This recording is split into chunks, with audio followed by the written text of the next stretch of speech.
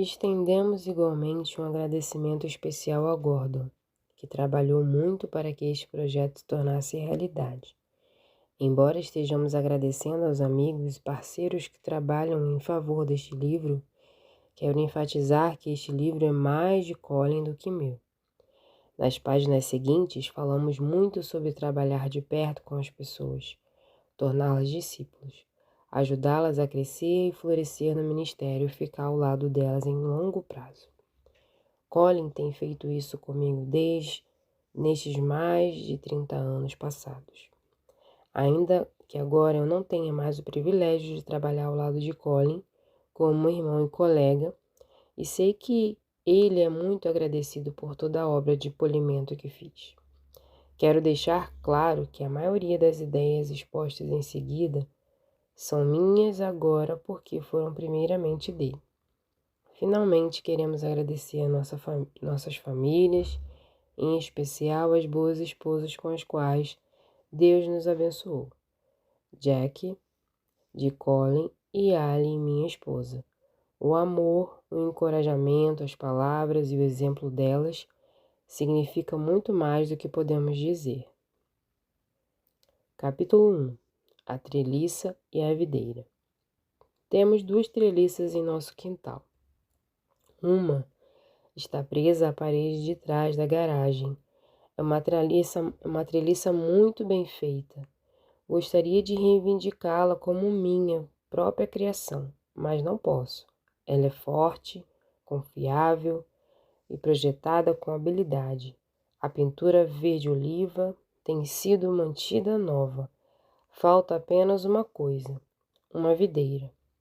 Imagino que antes existia uma videira, a menos que a construção da treliça tenha sido uma daquelas obras de um faz-tudo que demorou tanto que ao final ninguém apareceu para plantar algo que crescesse na treliça. Alguém certamente dedicou muito tempo e cuidado à sua construção. Ela é quase uma obra de arte, mas se já houve uma videira que se estendeu em volta desta linda treliça, hoje não há qualquer traço disso. A outra treliça se apoia na cerca lateral e quase não é visível por baixo de uma trepadeira de jasmim florescente. Com um pouco de fertilizante e rega ocasional, o jasmim se mantém produzindo novos brotos, expandindo-se para o lado, através e por cima da cerca, expondo suas flores brancas delicadas quando chega o calor da primavera. Poda é necessária constantemente, bem como a remoção de ervas daninhas ao redor da base. Preciso também jogar spray 1 ou 2 vezes para impedir que as lagartas se banqueteiem da seiva das folhas verdes. Mas o jasmim continua se desenvolvendo. É difícil afirmar qual é a condição da treliça por baixo do jasmim, mas em alguns pontos onde ela é visível, posso ver que não tem sido pintada há muito tempo. Em uma extremidade, a treliça foi desprendida pelos ramos insistentes do jasmim. Embora eu a tenha prendido de novo, algumas vezes isso foi inútil. O jasmim tem prevalecido. Sei que terei de fazer algo a respeito disso, a longo prazo, porque no final, o peso do jasmim separará a treliça totalmente da cerca e tudo ruirá.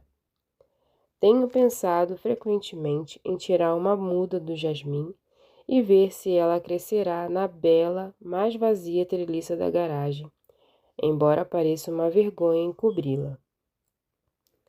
Como a obra de treliça predomina. Quando estava sentado na varanda de trás e observava as 2 treliças, ocorreu-me mais de uma vez o pensamento de que a maioria das igrejas é uma mistura de treliça e videira. A obra fundamental de qualquer ministério cristão é pregar o Evangelho de Jesus Cristo no poder do Espírito de Deus e ver pessoas convertidas, mudadas e crescendo para a maturidade nesse Evangelho. Essa é a obra de plantar, regar, fertilizar e cuidar da videira. No entanto, assim como algum tipo de estrutura é necessária para ajudar uma videira a se desenvolver, Assim também, ministérios cristãos precisam de alguma estrutura e apoio. Talvez não precisemos de muito, mas pelo menos de um lugar onde possamos nos reunir, de algumas Bíblias que possam ser lidas e de alguma estrutura básica de liderança em nosso grupo. Todas as igrejas, associações e ministérios cristãos têm algum tipo de treliça que lhes dá forma e apoio para a obra. À medida que o ministério cresce, a treliça também precisa de atenção. Gerência, finanças, infraestrutura, organização, governança, todas essas coisas se tornam mais importantes e mais complexas à medida que a videira cresce. Neste sentido, bons obreiros de treliça são inestimáveis e todos os ministérios que crescem precisam deles. Qual é o estado da treliça e da videira em sua igreja? Talvez o trabalho de treliça tenha predominado sobre o trabalho de videira. Há comissões, estruturas, programas, atividades e levantamento de fundos, e muitas pessoas gastam muito tempo em mantê-los todos funcionando. Mas a obra atual de fazer a videira crescer recai sobre poucos. De fato, talvez o único tempo real de crescimento seja no culto regular de domingo, ocupado somente pelo pastor ao pregar o seu sermão.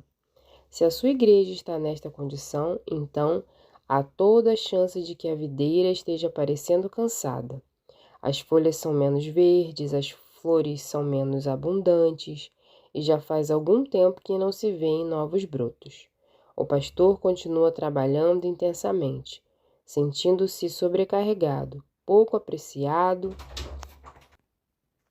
e desencorajado pelo fato de que sua obra fiel a cada domingo parece não produzir muito fruto. De fato, ele sente muitas vezes que gostaria de fazer mais para ajudar e incentivar outros a se envolverem na obra de videira, a obra de regar, plantar e ajudar pessoas a crescerem em Cristo. Mas a verdade triste é que recai sobre ele a organização da maior parte da obra de treliça.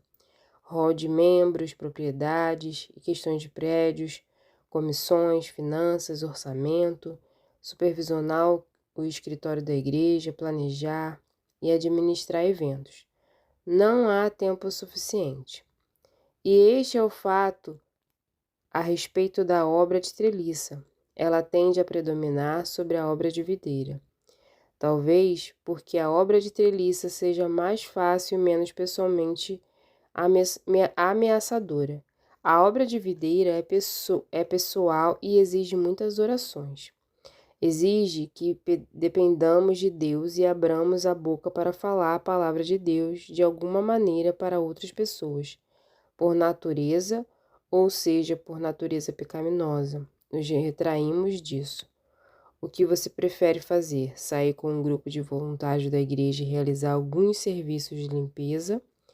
Ou compartilhar o evangelho com seu vizinho face a face?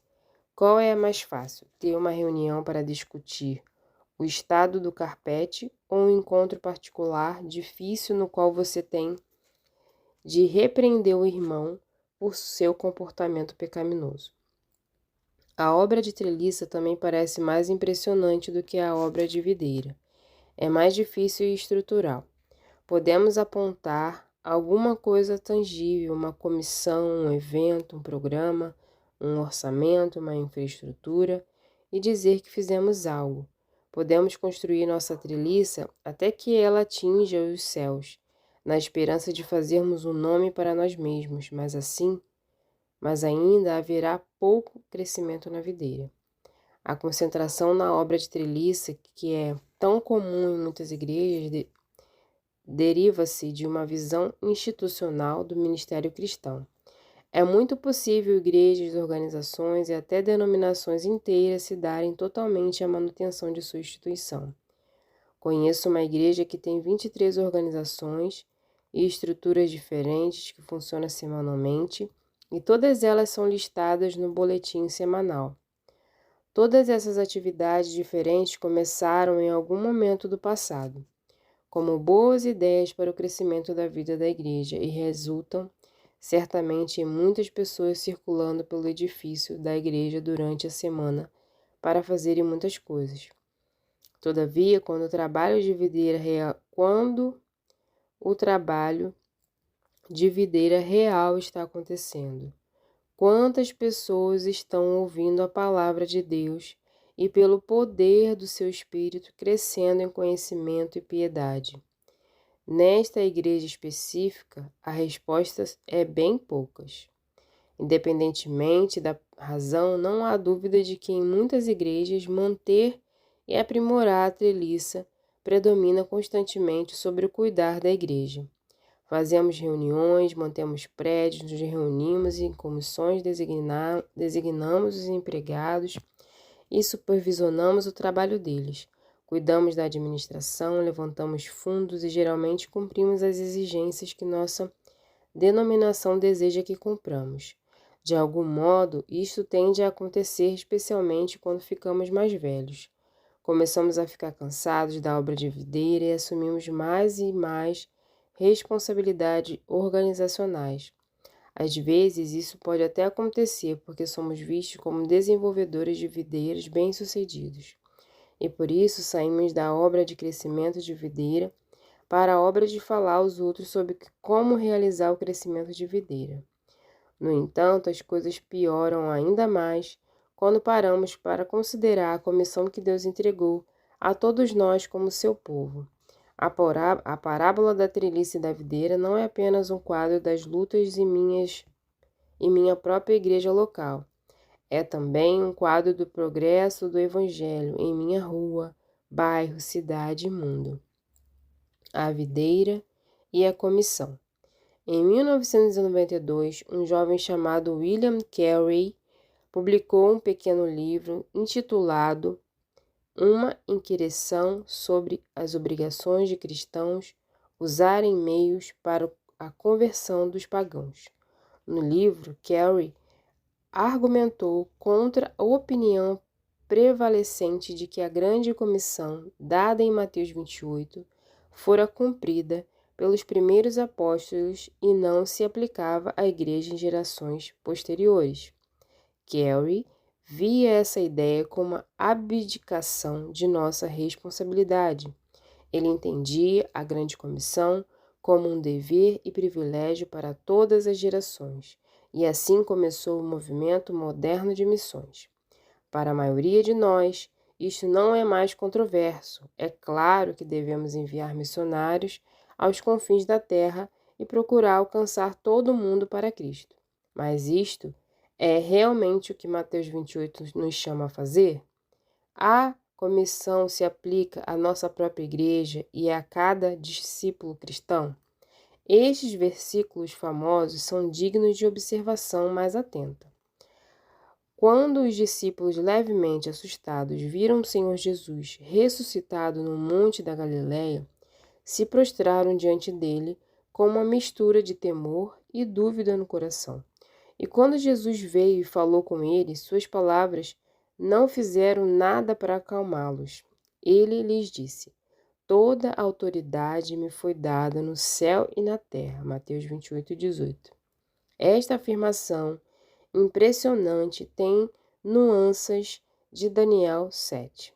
Quando como o filho do homem, foi até a presença do ancião de dias, conforme Daniel 7.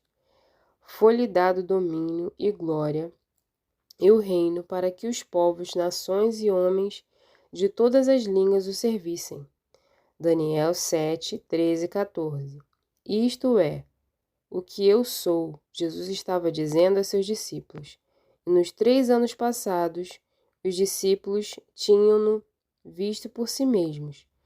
Jesus estivera entre eles como o poderoso Filho do Homem, curando enfermos, ressuscitando mortos, ensinando com autoridade, perdoando pecados e dizendo coisas como essas. Quando vier o Filho do Homem na sua majestade e todos os anjos com ele, então se assentará no trono da sua glória e todas as nações serão reunidas em sua presença. E ele separará um dos outros como o pastor separa dos cabritos as ovelhas. Mateus 25, 31, 32. E agora, na presença do Filho do Homem, em um monte da Galileia, eles estão vendo o cumprimento da visão de Daniel. Aqui está o homem diante do qual todas as pessoas de toda a nação e de toda a língua se dobrarão. É com base nisso a autoridade suprema, única e universal do Filho de Deus, ressuscitado, que Jesus comissiona seus discípulos a fazerem discípulos de todas as nações. Às vezes, nossas traduções da Bíblia dão a impressão de que ide é a ênfase do mandamento, mas o verbo principal da oração é fazei discípulos, que conta com 3 particípios subordinados e ligados a ele, indo, ou à medida que você vai, batizando e ensinando, são os meios pelos quais os discípulos devem ser feitos. Talvez o batismo possa significar alguma outra coisa, mas aqui ele se refere à iniciação dos discípulos no arrependimento e na submissão ao soberano Jesus, o Senhor que governa o mundo. O ensinar que os discípulos deveriam fazer reproduzir o que o próprio Jesus havia feito com eles. Jesus fora o mestre deles. E porque Jesus os ensinou, eles cresceram em conhecimento e entendimento. Os discípulos devem agora, por sua vez, fazer novos discípulos por ensinarem outros a obedecer todo o mandamento dado por seu mestre. No relato da missão feita por Lucas, esta ordem de fazer discípulo por ensinar corresponde a pregar o Evangelho. Nesse relato, vemos que Jesus disse que em seu nome se pregasse arrependimento para a remissão de pecados a todas as nações, começando de Jerusalém. Lucas 24, 47. E como devemos entender o indo? Tradicionalmente, ou pelo menos depois de Carey, isto tem sido entendido como um mandamento missionário, um esquema para enviar obreiros do Evangelho ao mundo. Todavia, isto pode levar igrejas locais a pensarem que estão obedecendo a grande comissão se enviam dinheiro e missionários para o exterior. De fato, o particípio seria melhor traduzido por quando você for ou à medida que você vai. A comissão não é fundamentalmente sobre missões em algum lugar de outro país. É uma comissão que torna o fazer discípulo a agenda e a prioridade normal de cada igreja e de cada discípulo cristão. A autoridade de Jesus não está limitada em qualquer aspecto. Ele é o Senhor e soberano de minha rua, meus vizinhos, meu bairro, meus colegas de trabalho, minha família, minha cidade, minha nação. E sim de todo mundo. Jamais deveríamos parar de enviar missionários para pregar o Evangelho em lugares onde ele precisa ser ouvido, mas devemos também ver o fazer discípulo como a tarefa central em nossos lares, vizinhanças e igrejas. A instrução de Jesus sobre fazer discípulos, registrada em Mateus 28:19, não é apenas uma mensagem específica para os apóstolos reunidos em volta dele no tempo de sua aparição final, após a ressurreição. Os primeiros discípulos foram instruídos a fazerem discípulos de outros. E visto que estes novos discípulos estavam sob o senhorio universal de Cristo e deveriam obedecer ao que Jesus ensinara, ficaram sob a mesma obrigação dada aos 12 originais de prosseguir o trabalho de anunciar o senhorio de Cristo como fizeram seus ouvintes, e assim por diante, até a consumação do século. Don Carson conclui que a ordem é dada pelo menos aos 11, mas aos 11 em seu papel como discípulo, versículo 16. Portanto, eles são paradigmas para todos os discípulos. Cumpre a todos os discípulos de Jesus fazerem de outros aquilo que eles mesmos são, discípulos de Jesus.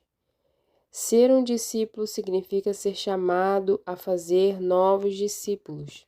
É claro que os cristãos recebem dons e exercem diferentes ministérios. Falaremos mais sobre isso nos capítulos seguintes. mas porque todos somos discípulos de Cristo e temos com Ele uma relação de professor e aluno, mestre e seguidor. Todos nós somos fazedores de discípulos, portanto, o alvo do ministério cristão é muito simples e até certo ponto mensurável. Estamos fazendo e nutrindo verdadeiros discípulos de Cristo? A Igreja sempre tende em direção ao institucionalismo e à secularização. O foco muda para a preservação de programas e estruturas tradicionais e se perde o alvo de discipulado. O mandato de fazer discípulos é o critério que determina se nossa igreja está engajada na missão de Cristo. Estamos fazendo verdadeiros discípulos de Jesus Cristo? Nosso alvo não é fazer membros de igreja ou membros de nossa instituição, e sim verdadeiros discípulos de Jesus. Ou retornando à nossa parábola, nosso alvo é dar crescimento à videira e não à treliça. A imagem da treliça e da videira suscita as perguntas fundamentais do ministério cristão. Qual é o propósito da videira? Como ela cresce? Como a videira se relaciona com a minha igreja?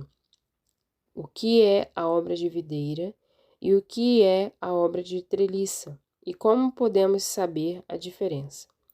Que parte diferentes pessoas realizam no crescimento da videira?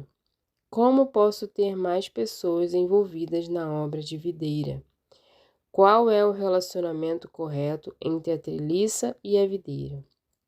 Nos capítulos seguintes, ofereceremos a sugestão de que há uma necessidade urgente de respondermos a estas perguntas de novo. A confusão reina. Todos querem que suas igrejas cresçam, porém, a maioria está incerta a respeito de como e onde começar. Os gurus de crescimento de igreja surgem e desaparecem, métodos de ministérios caem no favor e perdem o favor, como a moda das mulheres. Pulamos de uma técnica para outra na esperança de que esta finalmente seja a chave do sucesso. Até entre pastores fiéis e piedosos que evitam seguir as tendências do momento de marketing cristão, há confusão, mas especialmente entre o que o ministério cristão é na Bíblia e o que o ministério cristão se tornou na denominação ou na tradição específica da qual eles fazem parte. Somos todos servos de nossas tradições e influenciados por elas, mais do que imaginamos. E o efeito da tradição e de práticas de muito tempo nem sempre é que algum erro terrível se estabelece. Mais frequente é que nosso foco se aparta de nossa principal tarefa e agenda. Fazer discípulos. Ficamos tão acostumados a fazer as coisas de uma maneira, geralmente por boa razão a princípio, que elementos importantes são negligenciados e esquecidos em detrimento de nós mesmos. Ficamos desequilibrados e nessa situação nos perguntamos por que andamos em círculos. Capítulo 2. Mudança de mentalidade e de ministério. Neste livro vamos sugerir que a maioria das igrejas cristãs atuais precisa fazer uma reavaliação radical do que é realmente o ministério cristão. Qual é o seu alvo e objetivos? Como ele se realiza e que parte todos cumprimos em sua realização? Nos capítulos seguintes, em especial capítulos 3 a 5, examinaremos as Escrituras a fim de lançarmos os fundamentos para esta reavaliação e argumentarmos quanto à sua necessidade e urgência. No entanto, antes de formularmos o argumento em detalhes, julgamos que vale a pena oferecer um vislumbre do alvo a que nos encaminhamos. Argumentaremos que as estruturas não fazem o ministério se desenvolver, assim como a treliça não dá crescimento à videira, e que a maioria das igrejas precisa fazer uma mudança consciente do estabelecimento e manutenção de estruturas para o crescimento de pessoas que são discípulos que fazem discípulos de Cristo. Isto pode exigir algumas mudanças de mentalidade radicais e talvez dolorosas. Apresentamos aqui alguns exemplos das mudanças de mentalidade que precisamos fazer. Cada uma dessas mudanças toca em um aspecto diferente da estrutura de pensamento que impede as pessoas de ministrarem. Contudo, quando fizermos a transição, isso abrirá novos panoramas para o ministério e para o treinamento ministerial. 1. Do realizar programas para edificar pessoas. Quando planejamos o ministério para o ano seguinte, há duas abordagens que talvez adotemos. Uma abordagem é considerarmos os programas existentes na igreja, como as reuniões de domingo, trabalho com jovens, ministério infantil e grupos de estudos bíblicos, e depois elaborarmos maneiras como esses programas podem ser mantidos e melhorados. A outra abordagem é começarmos com as pessoas na igreja local, não tendo em mente estruturas ou programas específicos, e depois considerarmos quem são essas pessoas que Deus nos confiou, como podemos ajudá-las a crescer na maturidade cristã e que forma seus dons e oportunidades podem assumir. Esta é uma mudança de mentalidade revolucionária. Quando fixamos o pensamento nas pessoas da igreja, isso muda o nosso foco para as colocarmos em primeiro lugar e edificarmos ministérios ao redor delas. Ao fazermos isso, pode ficar evidente que alguns programas não servem mais a algum propósito digno. Também pode ficar evidente que um programa não é mais viável porque as pessoas que o realizavam antes não estão mais disponíveis. Isto pode ser doloroso para aqueles que se apegam a tais programas. É angustiante atirar em um cavalo morto, mas novos ministérios começarão a surgir à medida que treinamos os membros de nossa igreja a usarem seus diferentes dons e oportunidades. 2. Do realizar eventos para treinar pessoas. Tipicamente, as igrejas adotam uma abordagem de evangelização baseada em eventos. Elas usam eventos variados para proclamar o evangelho, reuniões da igreja, cultos evangelísticos, reuniões de missões, café de homens, jantar de mulheres e muitos outros ajuntamentos criativos, a fim de parecerem bem-sucedidos. As igrejas continuam mantendo mais e mais desses eventos. No entanto, em um nível, esta tática está falhando. Em nossa era secular, pós-cristã, a maioria dos incrédulos nunca virá aos nossos eventos. Até os membros de nossas igrejas são irregulares em sua frequência às reuniões. A tática de eventos se fundamenta parcialmente no apelo e dons de um pregador convidado. Isto significa que somos limitados pela disponibilidade de tais pessoas para o que podemos realizar. Para o pastor da igreja, bem como para os principais leigos, estabelecer e realizar eventos pode acabar e acaba dominando a vida da igreja, e todo o nosso tempo é gasto em conseguir que as pessoas venham a esses eventos. Entretanto, apesar do trabalho que eles envolvem, em alguns aspectos, o evento é uma tática centralizadora. São convenientes e fáceis de ser controlados pelo líder ou organizador, mas exigem que os incrédulos venham até nós de acordo com os nossos termos. Em última análise, a abordagem de eventos nos afasta tanto do treinamento quanto da evangelização.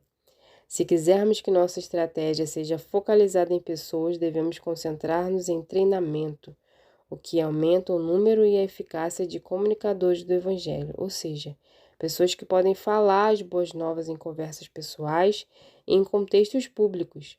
Esse tipo de estratégia envolve identificarmos e equiparmos mais os comunicadores, e isso aumenta o número, a variedade e a eficácia dos eventos. Além disso, podemos usar eventos para treinar nossos obreiros. Se todos os membros de nossa congregação estiverem disponíveis à oportunidade de serem treinados em evangelização, mais incrédulos virão os nossos eventos, mas, por favor, observe, esta é uma estratégia caótica, uma estratégia inconveniente. Treinar evangelista exige tempo. É necessário tempo para que jovens evangelistas construam seus próprios ministérios à medida que saem a pregar a palavra. Isso significará que teremos de abandonar o controle de nossos programas quando o evangelho é pregado, porque Cristo ajuntará seu povo em todos os tipos de comunhão que possam ou não encaixar-se em nossas redes de estrutura. 3. Do usar pessoas para promover o crescimento de pessoas. Voluntários são aqueles que mantêm e expandem os programas da igreja. Pela graça de Deus, os voluntários são a força vital de nossas igrejas. Eles gastam suas noites e fins de semana em reuniões dominicais, trabalhos com crianças, grupos de jovens, estudos bíblicos, comissões, cuidado do patrimônio da igreja e assim por diante. O perigo de ter esses voluntários dispostos é que os usamos, os exploramos e esquecemos de treiná-los. Então eles se esgotam, seu ministério é encurtado.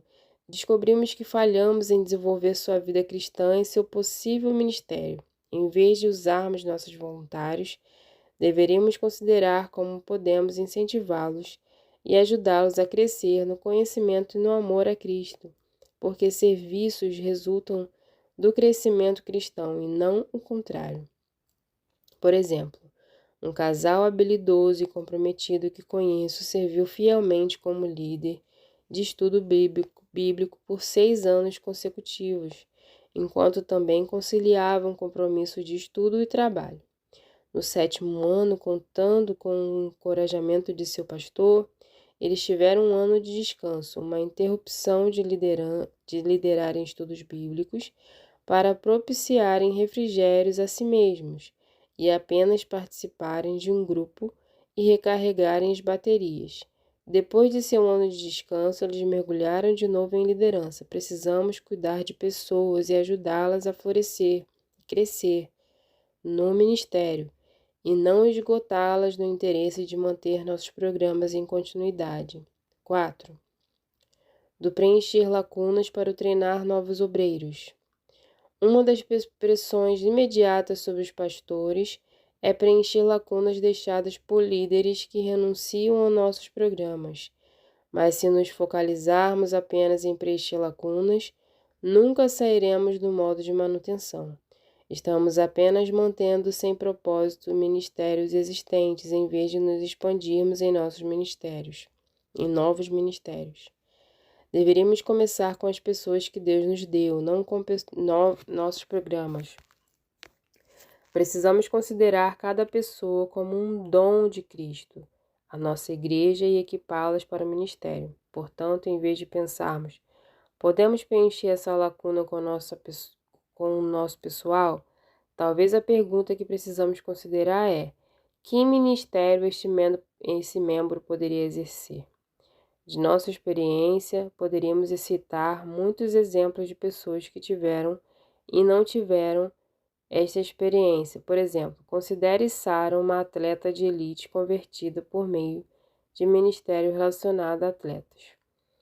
Sara foi bem acompanhada e firmada em sua fé, e sua igreja proporcionava um ambiente forte e edificante. Além disso, ela tinha uma paixão por Cristo e pela evangelização e uma grande rede de amigos não cristãos, colegas de equipe e conhecidos, com os quais poderia compartilhar o evangelho. No entanto, em vez de treinar e encorajar Sara a buscar este ministério de evangelização, a igreja insistiu fortemente em que ela se tornasse membro da comissão de administração da igreja porque havia uma lacuna e uma necessidade.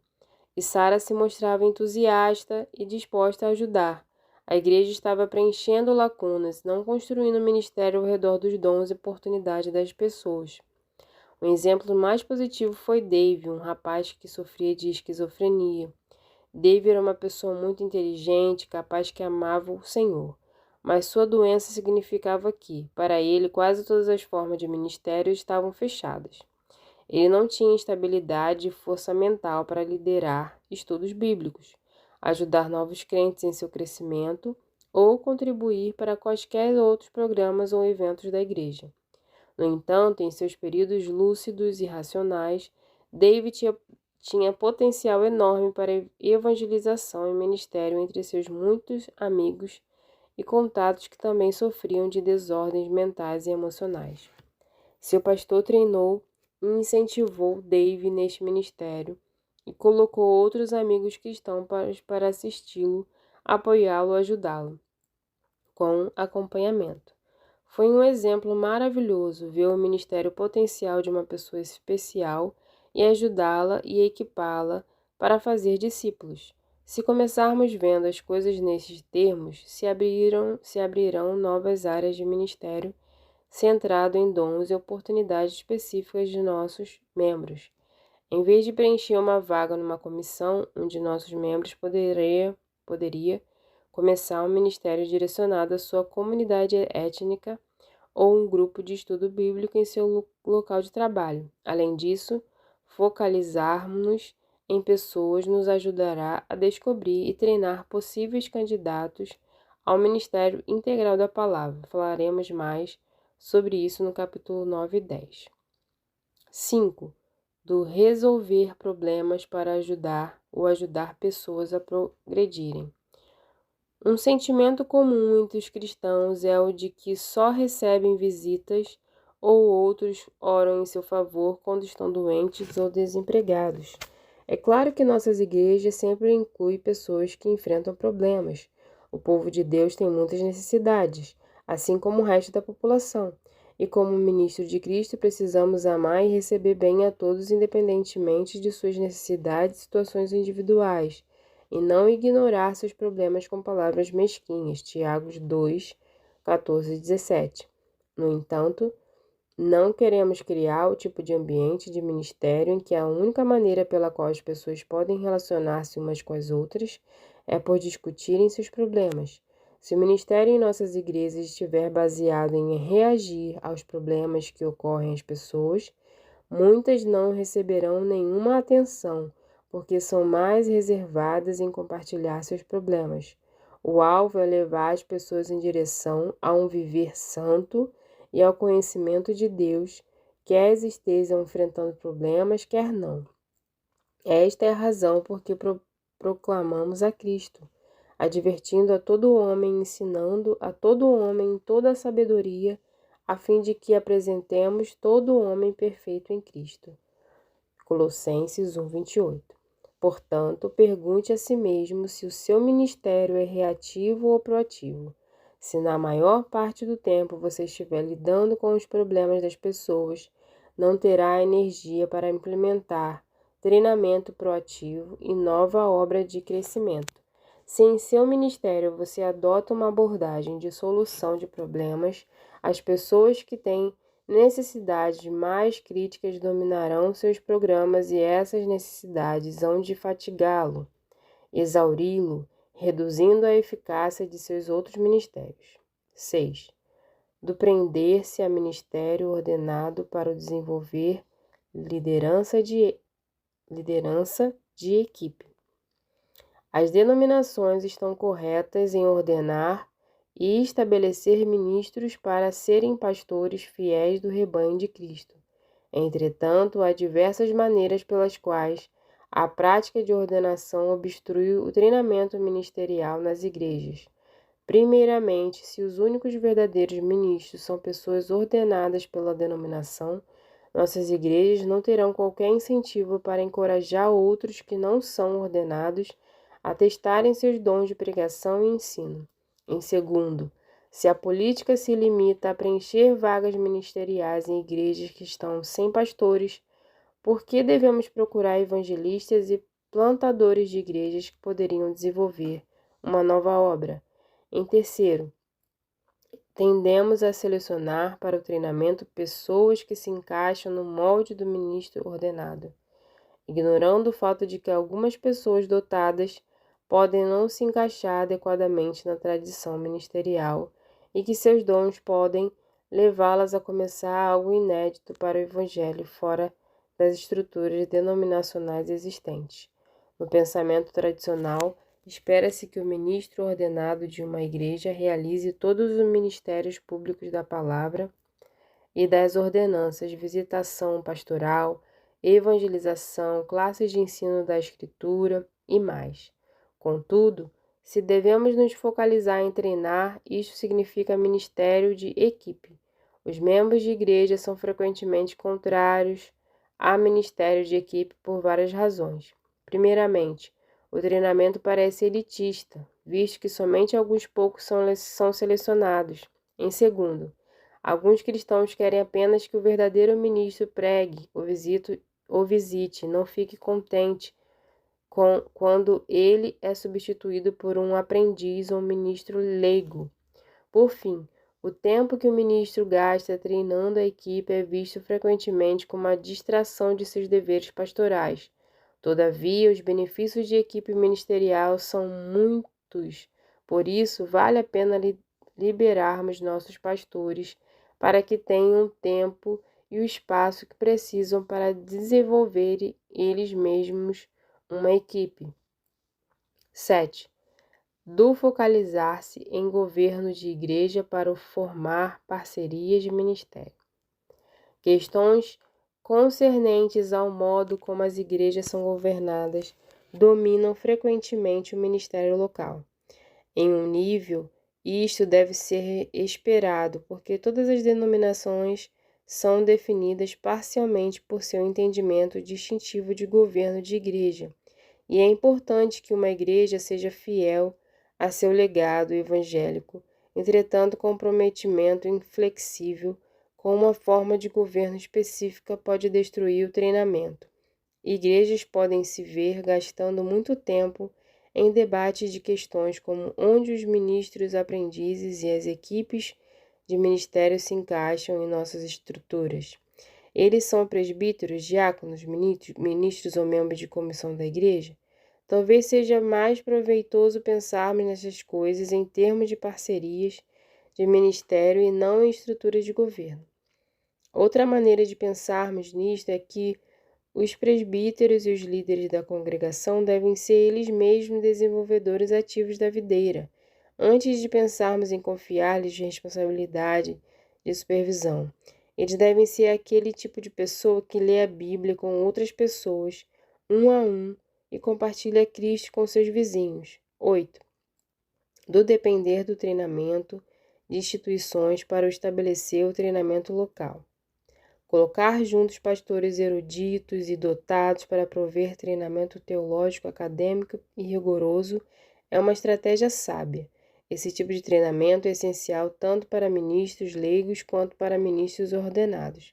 Mas não se deve esperar que uma faculdade proporcione treinamento total do caráter, na convicção e na habilidade que são exigidos de ministros e cooperadores.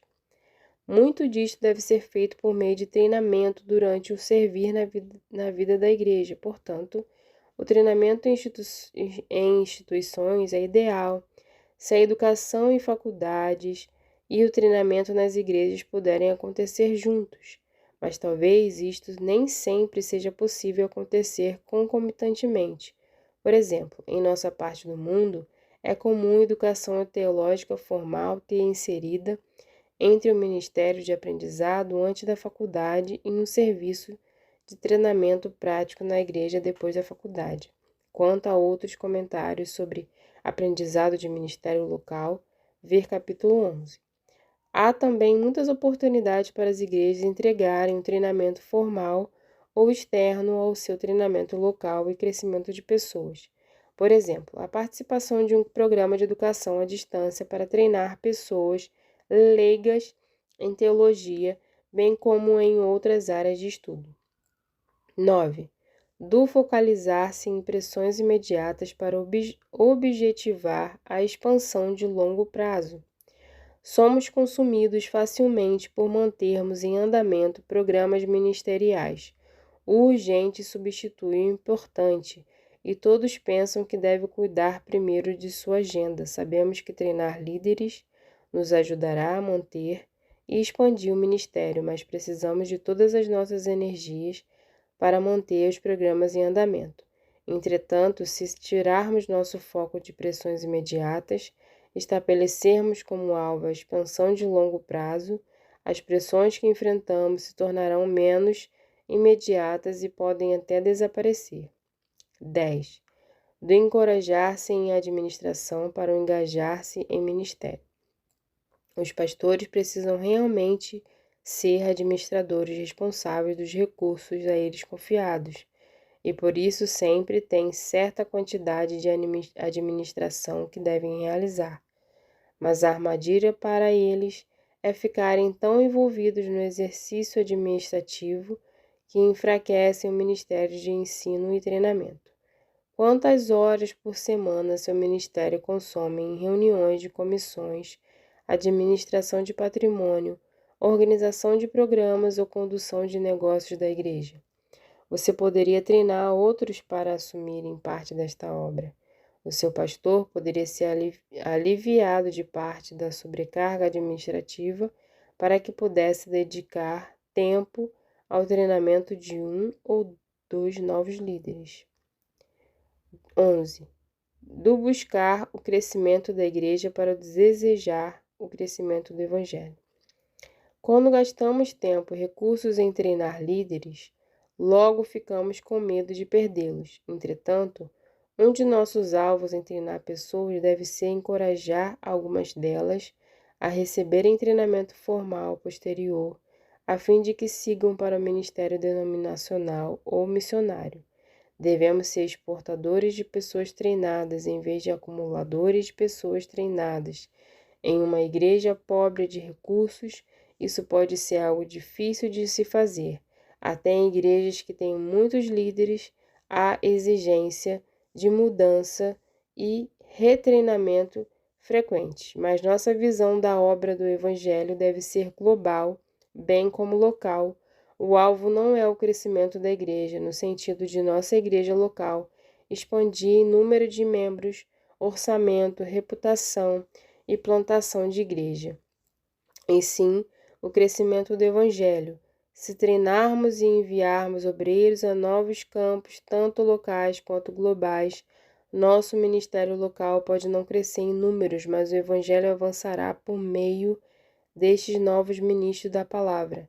Tentaremos ilustrar o que estas mudanças de mentalidade significam na prática com apenas um exemplo básico.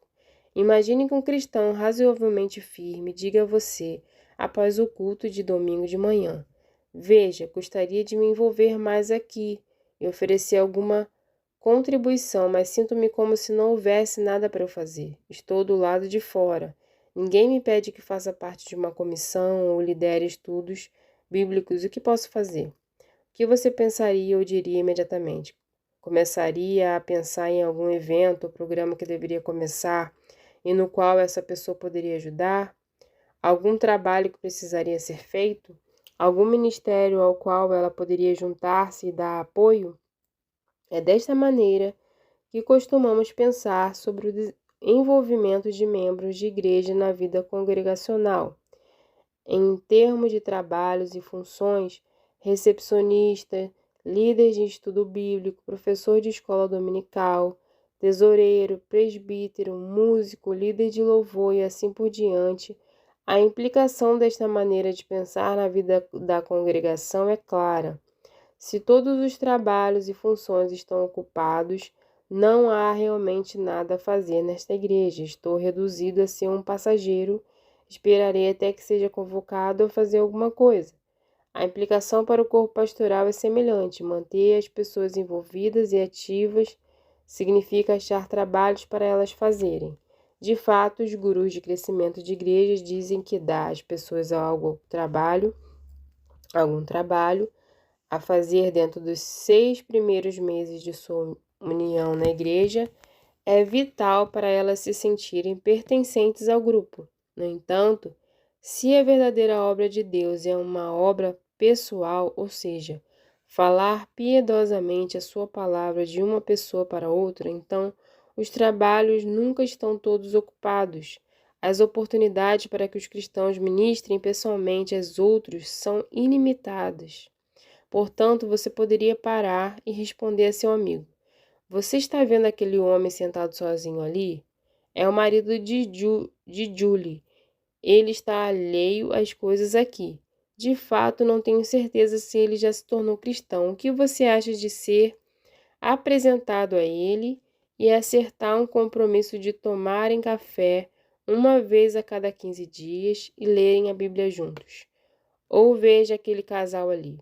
Ambos são recém-convertidos e precisam realmente de encorajamento e instrução. Por que você e sua esposa não gastam tempo com eles, procuram conhecê-los para lerem a Bíblia e orarem juntos uma vez por mês? E se você ainda dispõe de tempo e quer contribuir mais, comece a orar por pessoas de sua rua e depois convide-as para um churrasco em sua casa. Esse é o primeiro passo em direção a falar com eles sobre o Evangelho ou a convidá-los para algo na igreja. É claro que há uma chance de que a pessoa diga: mas não sei como fazer essas coisas, não tenho certeza de que sei o que dizer ou por onde começar. A isso pode responder: muito bem, vamos começar a nos reunir e eu posso treiná-lo. Ora, se você é um pastor e está lendo este livro, a sua reação nesta altura pode ser algo assim: bem, agora sei que esses caras estão realmente vivendo um sonho em seu mundo de fantasia. Supõem que eu tenho tempo para me encontrar individualmente com todos os membros de minha congregação, treiná-los e instruí-los de modo pessoal, para que eles, por sua vez, possam ministrar aos outros. Esses caras já viram a minha agenda? Tem qualquer ideia da pressão sobre a qual estou? Se isso é o que eles entendem por mudança de mentalidade, para mim parece mais uma explosão de cérebro. Bem, não vimos a sua agenda, mas se ela é semelhante à agenda de pastores, conhecemos muito bem a pressão sobre a qual você está, e em breve chegaremos à essência de como essas mudanças de mentalidade se desenvolvem no dia a dia da vida das igrejas. No entanto, há um trabalho bíblico vital que precisa ser feito primeiro, para entendermos o fundamento bíblico que nos guiam a refocalizar nosso ministério em pessoas e não em estruturas. Temos de voltar atrás e reexaminar nossas inferências essenciais sobre o que Deus está fazendo no mundo, como Ele o está fazendo, quem Ele usa para fazê-lo e o que isso significa para o discipulado